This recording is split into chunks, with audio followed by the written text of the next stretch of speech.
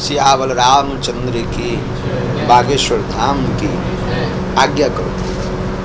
भोपाल वासियों को आपने बहुत अच्छी सौगात दी है। ये कूलर बंद कर देना भगवान। आशीर्वाद सब पर ऐसे ही बना रहे। बिल्कुल बागेश्वर बालाजी की दया हुई और बार बार श्री पंचमुखी हनुमान समिति जो है कथाओं में गई, विदिशा कथा के बाद अनवरत मन में भाव तो था कि पूरे देश में कथाएं कर रहे हैं, जिस मध्य प्रदेश में हम रहते हैं वहाँ की राजधानी में भी करनी चाहिए।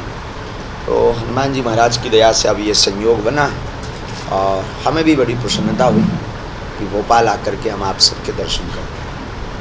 पहली बार ऐसा कार्यक्रम हुआ है जो इतने बड़े लेवल पे हुआ है। अच्छा, ये बागेश्वर बालाजी की दया है, समुदाय के रूप में इसी का नाम कृपा है। कृपा अपने रूप से प्रभाव करे। हाल ही में आप लंदन यात्रा पर गए थे, कैसी यात्रा रही, अनुभव? बहुत अद्भुत, बहुत अद्भुत। जिस पार्लियामेंट में जाने में असमर्थता हो सकती, अब असंभव है जहाँ पर प्रवेश करना बड़ा मुश्किल है, हनुमान जी महाराज की ऐसी दया हुई। उस पार्लियामेंट में संपूर्ण भारतवर्ष का ये गौरव का विषय है, पूरे हिंदुस्तानियों के लिए गौरव का विषय है। उस पार्लियामेंट में गए भी नहीं, बल्कि एक दो नहीं तीन अवार्ड बागेश्वर धाम के प्रत्येक पागलों को मिले, प्रत्येक हिंदुस्तानी को मिले। और 1-2 मिनट नहीं, अब तो 4.5 मिनट वहाँ पर बोलने का मौका भी मिला, जिसमें 9 बार जय श्री राम के जयकारे और 2 बार बुंदेलखंडी में ठटरी वाली। कि शिकागो धर्म सम्मेलन में विवेकानंद जी के बाद लंदन की असेंबली में दूसरे सन्यासी पहुंचे। ये तो अब आप लोग ही अनुभव कर पाएंगे, विदेश का ज़्यादा हमारा अनुभव नहीं। संदेश क्या था?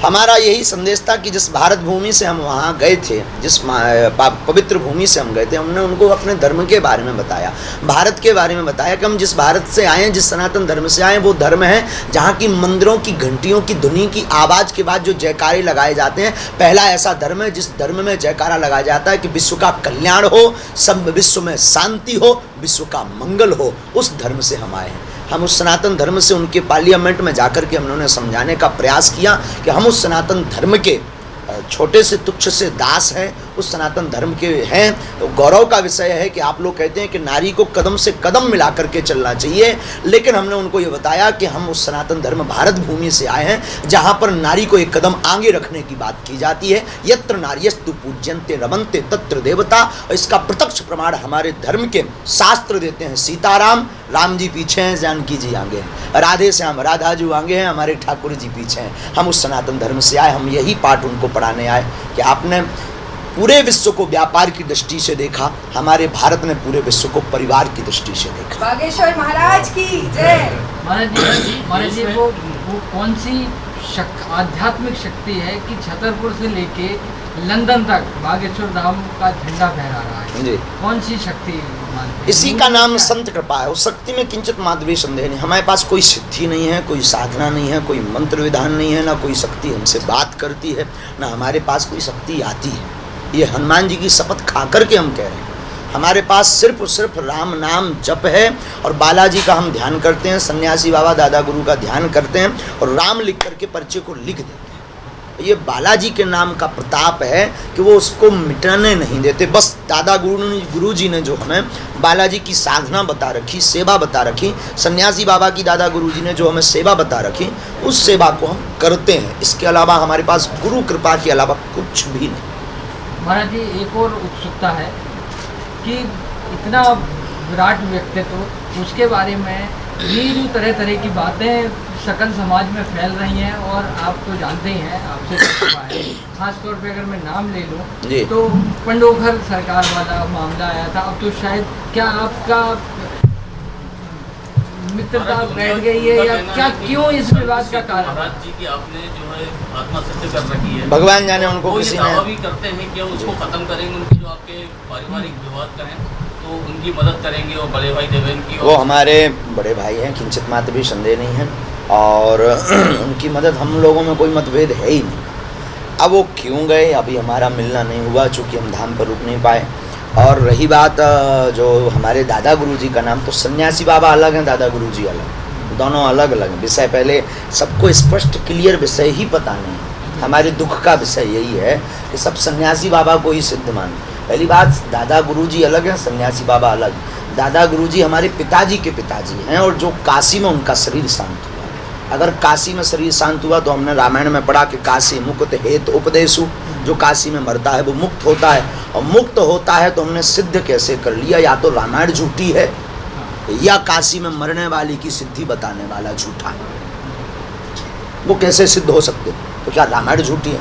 रही बात सिद्धि की, क्या कोई पितरों को सिद्ध करके इतने बड़े स्तर पर इतने लगातार टाइम तक एक दो नहीं 50 100 500 लोगों के मनोभाव के प्रश्न को बता सकता है?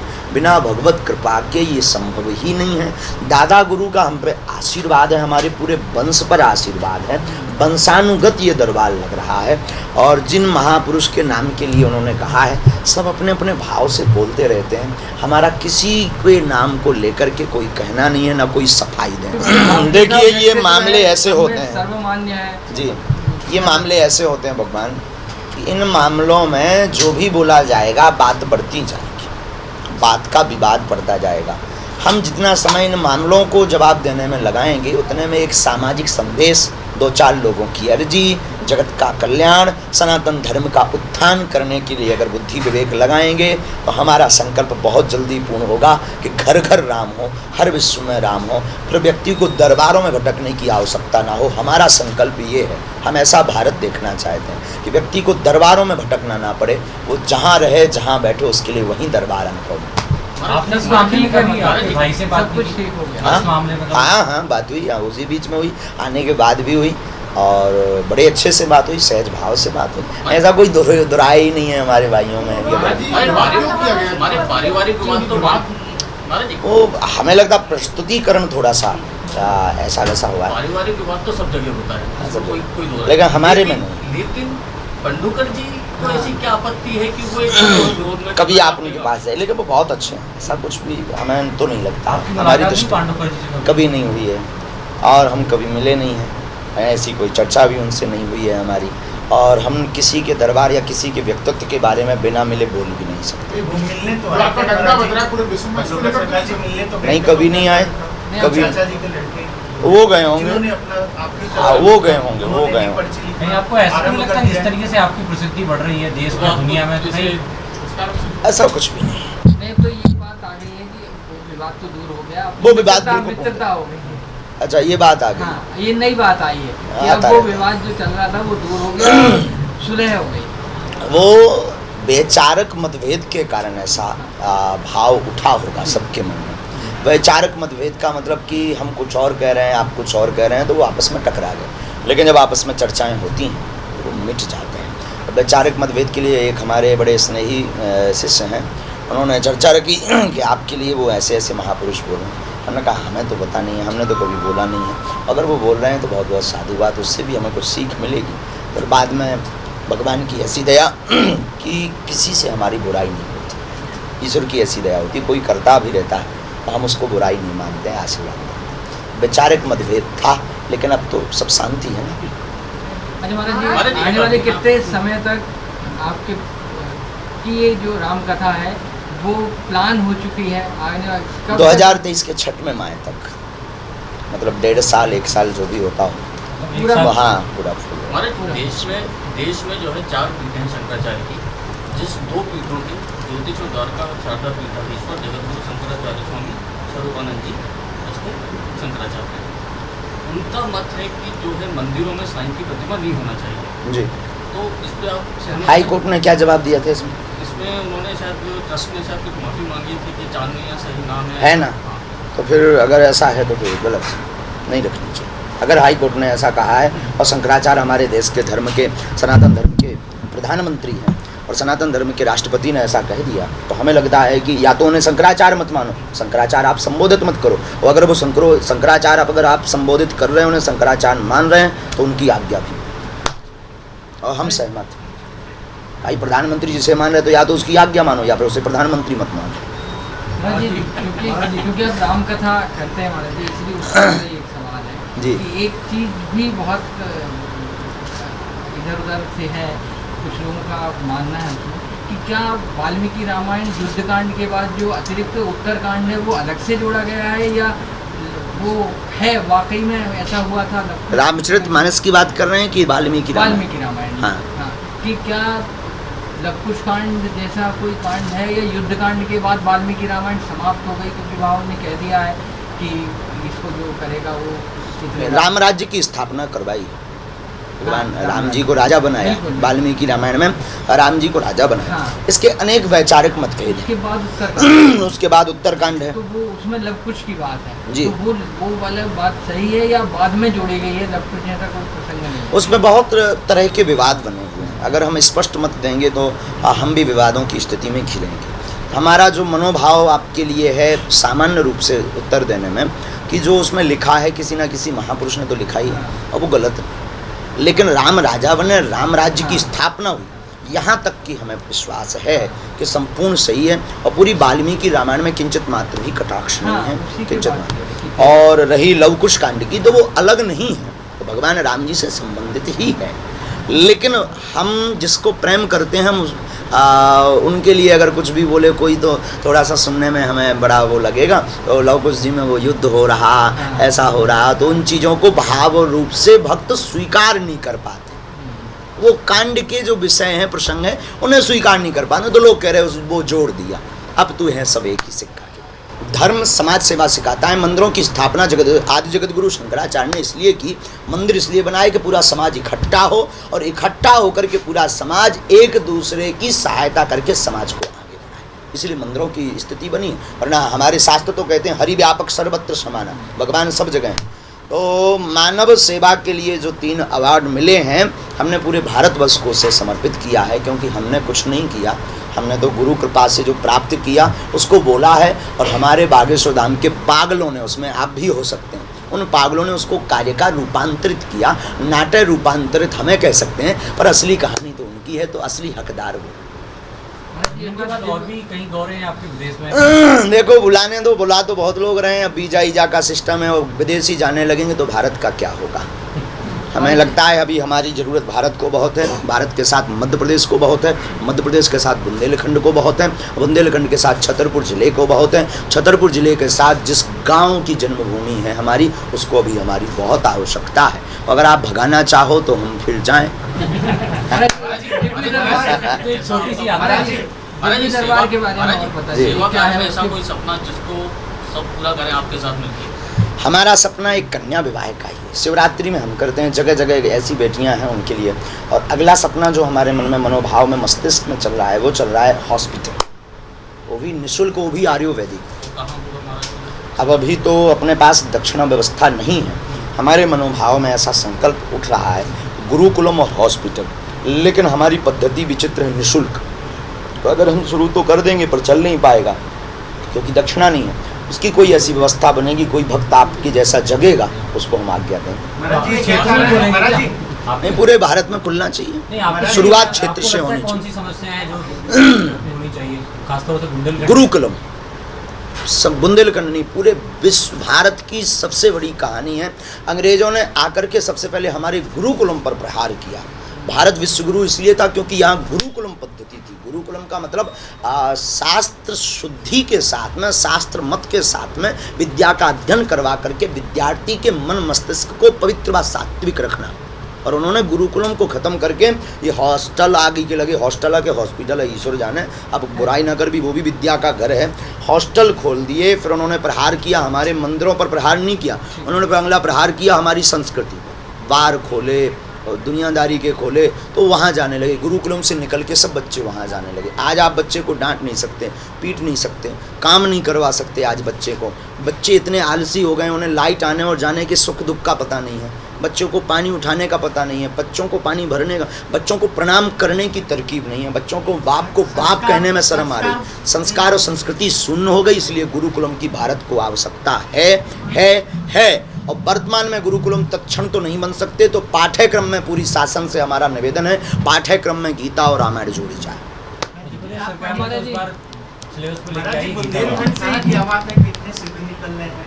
बहुत सुंदर प्रश्न है, ये सिद्धों से पूछना चाहिए भगवान। हमें तो 10-12 साल हो गए हैं, अभी नए तो निकले नहीं हैं। नए निकले होते तो आप पूछते हैं। हम भी सोच रहे हैं कि इतना कौन फ्री है जो इतनी सिद्धियां बांट रहा है।